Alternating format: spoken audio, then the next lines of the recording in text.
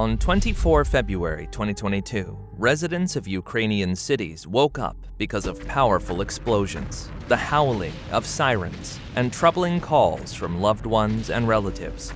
On that day, Russia launched a full-scale invasion of Ukraine and started the bloodiest war in Europe since World War II. This unprecedented aggression of the Russian Federation has provoked a deep international security crisis, causing hundreds of thousands of deaths and about 7 million refugees.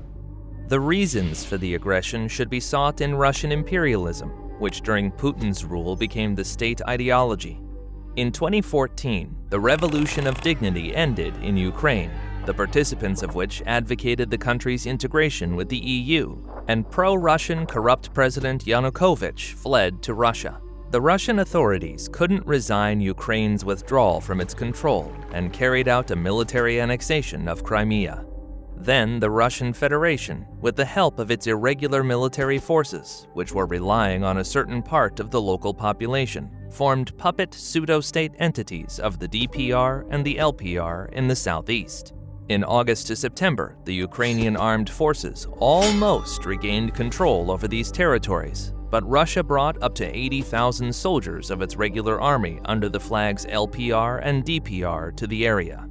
This hybrid invasion negated Ukrainian military success and led to the formation of a new front line, as well as the signing of the Minsk agreements, stabilizing the confrontation line between the parties of the conflict. Moscow planned to use these pseudo-republics to weaken Ukraine through a long-lasting conflict and to further its return to its orbit of influence. In the autumn of 2021, the Russian authorities formed a plan to capture Ukraine, about which the U.S. intelligence learned through its informants. Military exercises became the legend to justify the accumulation of significant forces on the Belarusian and Russian borders with Ukraine. At closed meetings, diplomats and representatives of Britain and the United States tried to persuade the Russian leadership to abandon escalation, but Russia continued to increase the number of troops and equipment near the borders of Ukraine and issued categorical ultimatums. The demands of the Russians included the elimination of NATO's defense security system in Central Europe and consent to transform Eastern Europe into a zone of exclusive influence of the Russian Federation. December 2021. After rejecting ultimatums, Russia increased its military contingent at the borders of Ukraine to almost 200,000 troops. In response, the United States, Britain, and other NATO countries provided the Ukrainians with several thousand Javelin and NLAW anti-tank guns, perfectly suited for defense and guerrilla operations. However, the overall advantage of the Russian military forces was colossal. Russians had an almost five-fold advantage in the overall size of the army, 1 million to 210,000, 15 times in aviation, more than 1,500 against 100, 4 times in artillery, about 8,000 against 2,000, and 6 times in the number of tanks, more than 12,000 against more than 2,000. Given this impressive advantage, most Western experts predicted Ukraine's defeat in the first month of a possible war, and many Russians boasted of taking Kyiv in 3 days. In addition, Russia possessed a variety of long-range and medium-range missile weapons that Ukraine did not have. A large-scale invasion of Ukraine began in late February with the mass missile and airstrikes committed by the Russian Federation. Sensing its obvious advantage in armaments, Russia arrogantly launched an offensive in 5 directions at the same time. The first group of troops captured the north of the Kyiv region on the right bank of the Dnieper River and was supposed to encircle Kyiv from the west side. The second group engaged in the capture of Chernihiv and Sumy regions and was to block the capital of Ukraine from the east. At the same time, there was a rapid offensive of the Crimean group of Russian troops, which, taking advantage of its strength and equipment after a week of fierce fighting, pushed Ukrainian troops out of most of the Kherson and southern Zaporizhia region. The troops of the Russian occupiers met tough resistance in the Kharkiv direction of their offensive. The successful defense of this million city contributed to the disruption of the Russian invasion plans. Russian armored vehicles and tanks were too vulnerable to attacks of modern anti-tank weapons on the streets of this city. Also, Kharkiv citizens reported on the movement of the enemy, which increased the effectiveness of the Ukrainian fire and the number of Russian casualties. In addition, the Russians were advancing in the Donetsk and Luhansk regions, where their advance at this stage was stalled due to the decisive pushback of the Ukrainian army and the fact that it had prepared defensive positions since 2014. One of the characteristic features of the fighting at this stage of the war became logistical problems and stretching the Russian advance and supply lines. These miscalculations were especially noticeable in the Chernihiv and Sumy regions, where the Russians occupied most of the key roads, but did not establish control over other territories in which Ukrainian sabotage units and guerrillas were based. These Ukrainian resistance forces were destroying columns of enemy armored vehicles and tankers, which were advancing mostly without adequate air cover.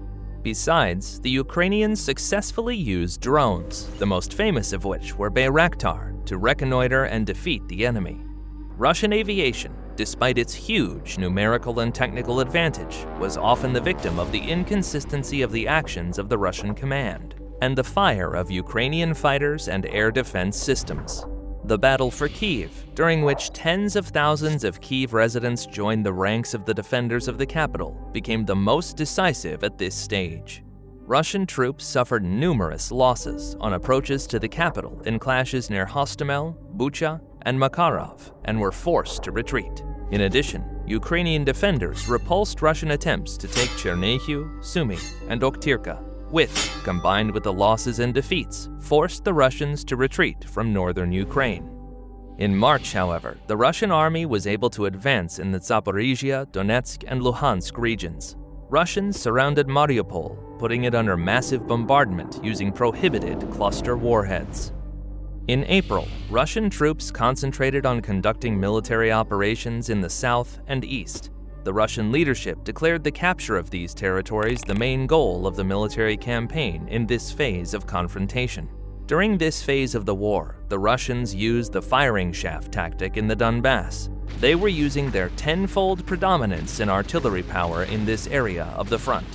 Ukrainian soldiers steadfastly defended against superior enemy forces, but the Russian army frequently literally destroyed every square meter with heavy artillery fire. And when the defensive redoubts were completely destroyed, the Ukrainians had to retreat.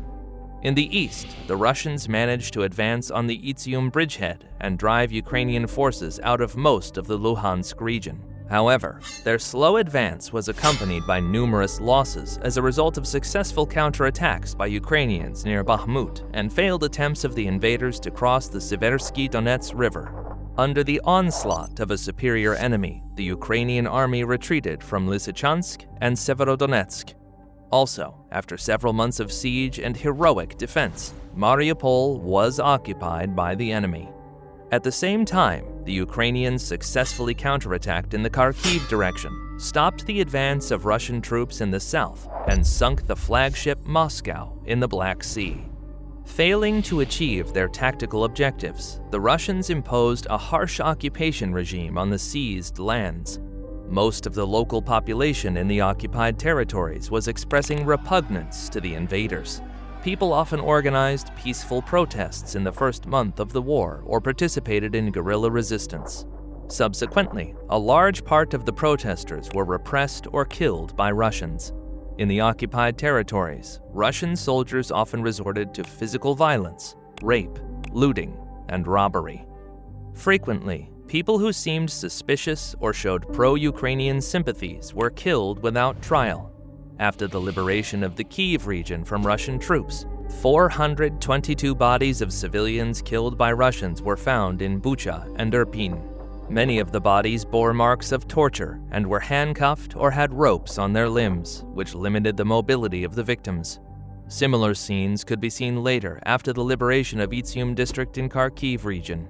More than 400 Ukrainians were buried in mass graves. Most of them were civilians shot by Russians.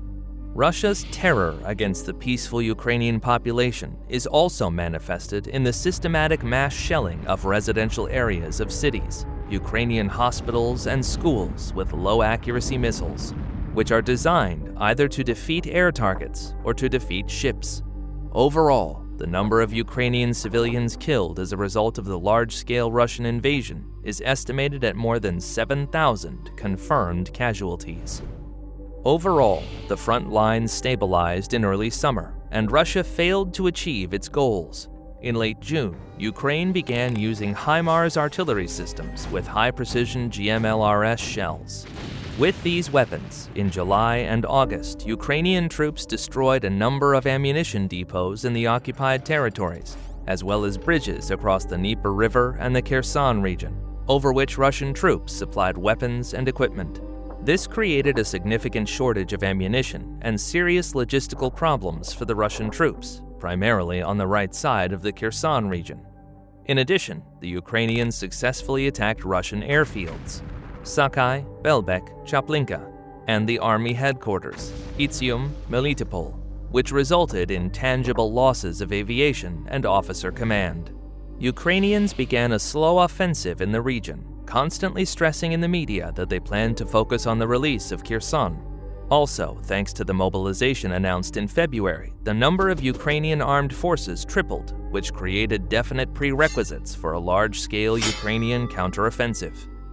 In order to prevent the further advance of the Ukrainian army to Kherson, the Russian command sent their additional reinforcements, some of which had previously been in the Kharkiv direction.